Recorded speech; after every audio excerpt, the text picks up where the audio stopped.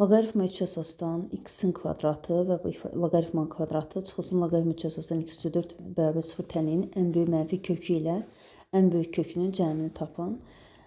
Deməli, loqaritma 3 əsasdan x kvadratı, biz bunu bir t ilə əvəz etsək, loqaritma 3 əsasdan x üstü 4 olacaq. 4'ü x kvadratı kimi yazsaq, loqaritma 3 əsasdan x kvadratının kvadratı. Burada 2 qarşıya keçər, 2 vurulsun, loqaritma 3 əsasdan x kvadratı olar. Gətirib ifadədə yerinə yazsaq, t'nin kvadratı çıxılsın 2t bərabərdir 0. Deməli, alaraq t vurulsun, t çıx 2 bərabərdir 0. Deməli, t bərabərdir 0 və t bərabərdir 2. Loqaritma 3 əsasdan x kvadratı bərabərdir 0 olarsa, deməli, x kvadratı 1-ə bərabərdir. Buradan da x plus və ya minus 1-ə bərabərdir.